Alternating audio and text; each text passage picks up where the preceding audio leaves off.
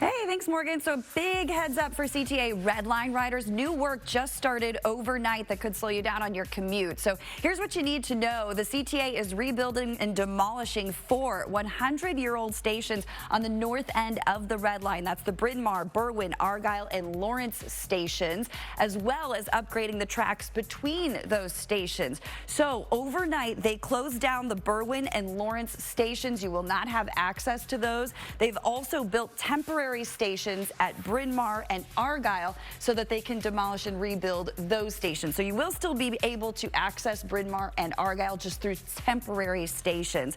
In addition to that, you will have things down to one tracker sharing the tracks here between Thorndale and Sheridan. That's the purple and red line trains that'll be sharing those tracks between that stretch. So give yourself extra time. This is what the station houses will look like at Lawrence and again here at Argyle when it's all done at the end of 2024. So be prepared, guys.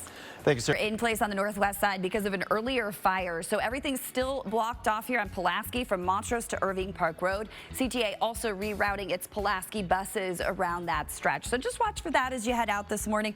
Overall, guys, very light out there. Your overnight road work has been picked up at this point in many of the spots that we were watching earlier. So you can see everything looks really nice heading into the Jane Byrne interchange. No issues on your expressways or tollways.